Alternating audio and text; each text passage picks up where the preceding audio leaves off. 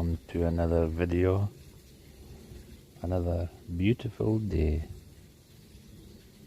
I thought today I would read out a little bit of reading from Van Gogh, The Life by Stephen Nifier and Gregory White Smith. Now you know that chair painting that he did. He did quite a number of paintings of chairs, and this is an excerpt. This time he used chairs, not books, as surrogates, and he staged their battle on separate canvases. He had bought the chair specifically for Gauguin's bedroom. Its sabre legs, curving arms, and volute top rail perfectly fit the ambition to create a prettier room for his refined guest. It also contrasted with the coarse, cheap pine of his own room, which he described in contemplative terms of solidity, durability, and quiet. The same clash of opposites played out on the two canvases, humble, naive versus showy elegance, Millet's sturdy forms versus Degas' languorous lines, Midi-sun versus cafe gaslight, yellow-blue consolation versus red-green purgation. Unable or afraid to recruit Gauguin to pose for him, Vincent piled all his pent-up grievances on the gaudy chair. He slashed its outline onto the resisting jute with such force that the foremost leg ran off the canvas. He filled its sensuous contours with the arguments of colour that Gauguin rejected. Orange and blue for the walnut chair, red for the floor, and a deep acidic green for the wall.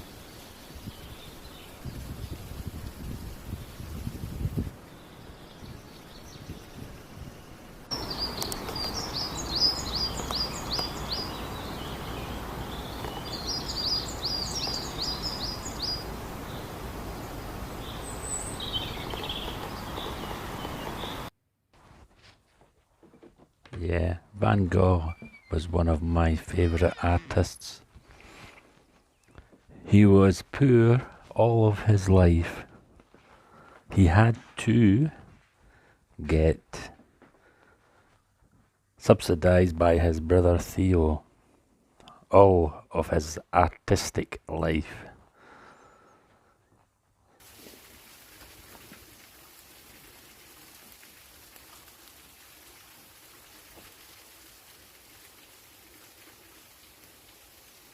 He only ever sold, I think, one painting in his whole life, and there was suspicion behind that his brother Theo had got it bought for him. Whether that's true or not, I do not know, but basically he never sold any paintings in his life, so in his lifetime. But as you all know by now, you cannot get a hold of a Van Gogh for want nor money. They go for millions now. That's the same with a lot of these old artists, these naive artists whose paintings never sold. Once they pass away, they're well sought after. I did a painting in homage to Van Gogh's Yellow House, as you probably already know. Yeah. In a lot of my artistic ventures, you'll see the Yellow House depicted and a few of my surrounding paintings. It's just a homage to Van Gogh.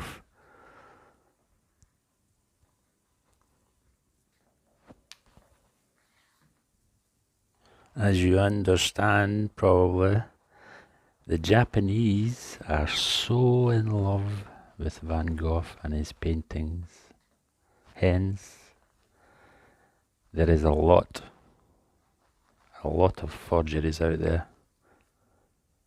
A lot of forging factories has arisen in the Far East and exported to the worldwide art collectors. A lot of these art collectors know their copies and forgeries. They just want a Van Gogh for their home, for interior design. Yeah.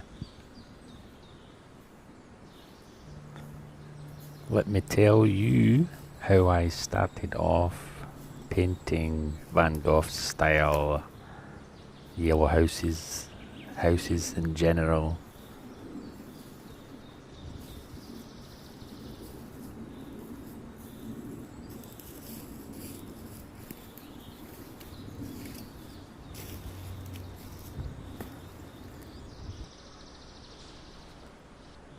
Where I got this, well, when my art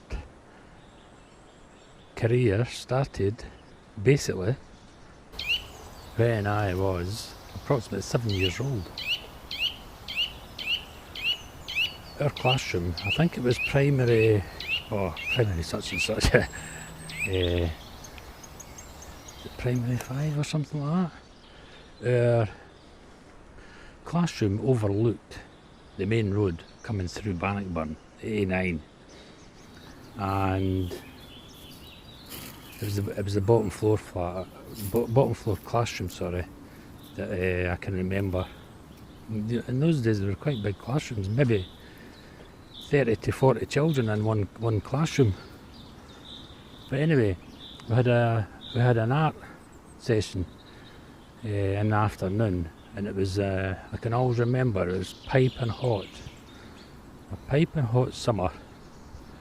I had got my usual crew cut, haircut for the summertime, because we were always sweating if we had long hair, so we had our usual crew cut haircut, which was great in the summer.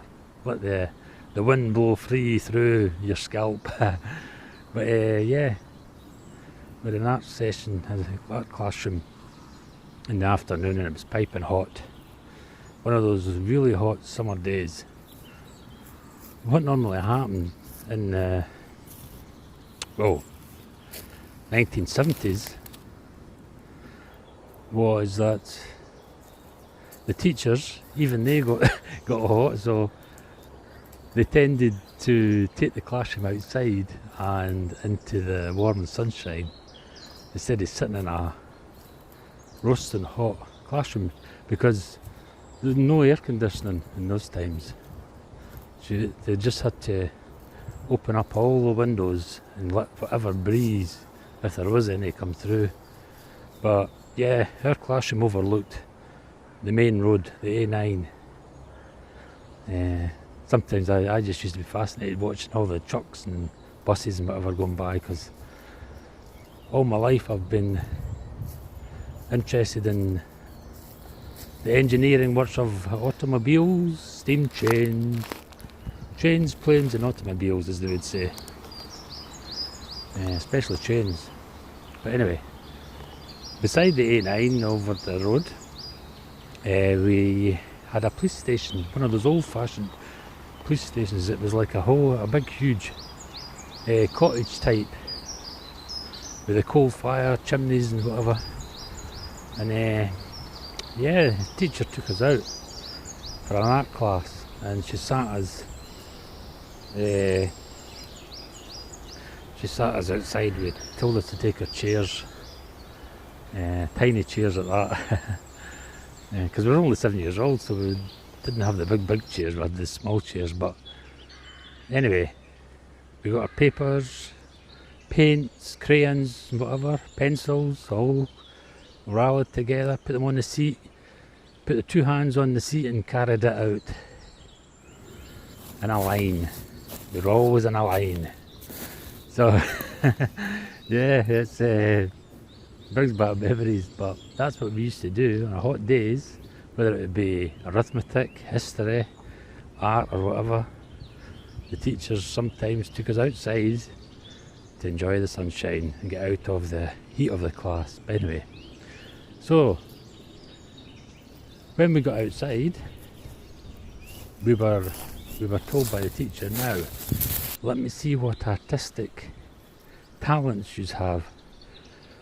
Draw anything you want within your view. So my eye went straight to the police station.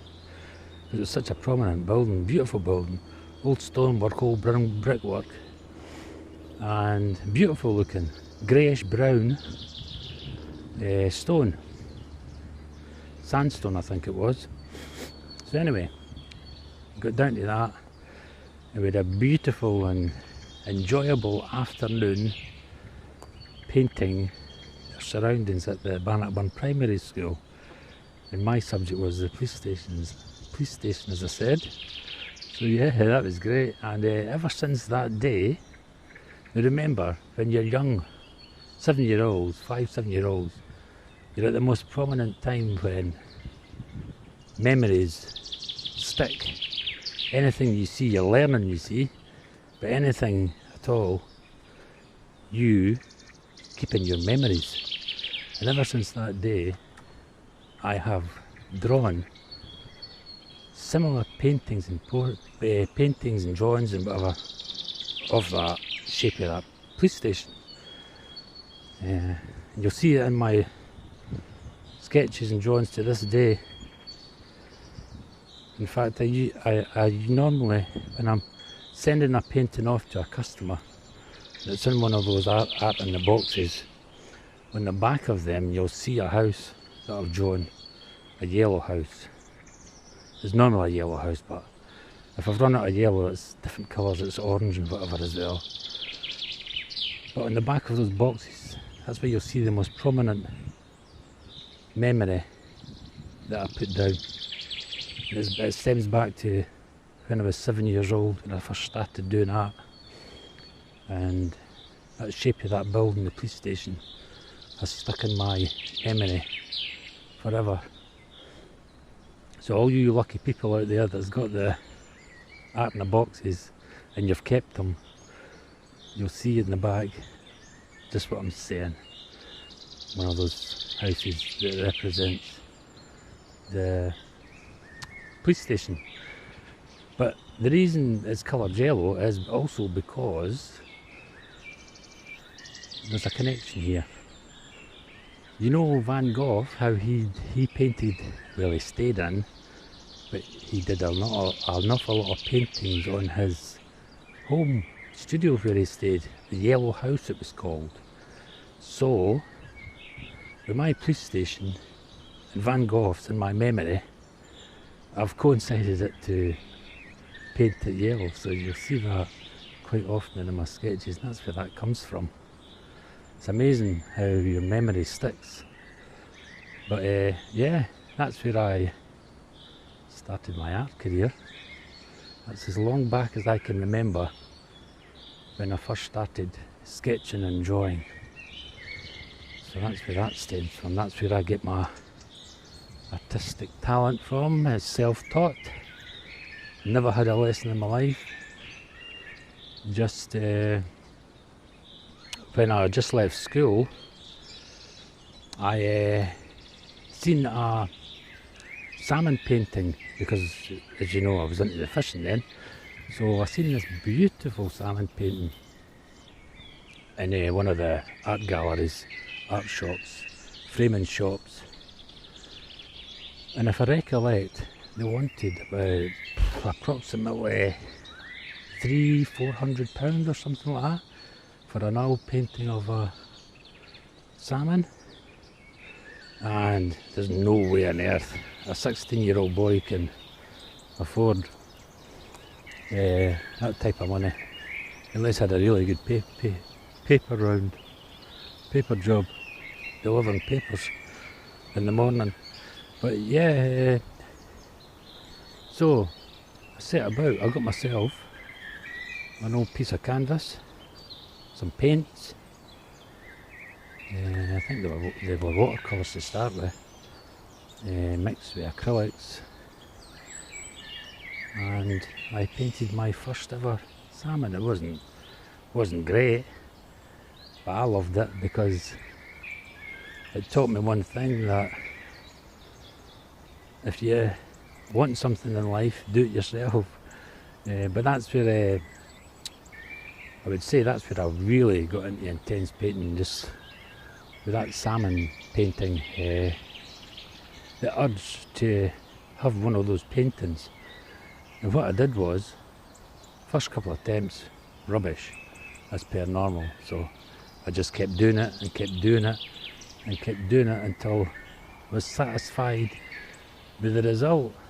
And that very painting is now in the hands of, I used to work in the cinema, is now in the hands of my old projectionist's father's house. He's seen it and he loved it, so I gave the projectionist, says, give that to your dad. I know he loves it. I says, I'm just going to paint more and more. So yeah, that's what that painting is. It's amazing how things start off and you learn things, but that's, obviously I had done paintings and drawings and that before then, between 7-year-old and 16-year-old, but that was the most memorable one as well, where I thought, yeah, I think I'm going to be an artist. I think I'm going to continue painting and drawing wildlife and fishing scenes and countryside scenes from now on. And that's basically where my art career stemmed off from. Fascinating, isn't it?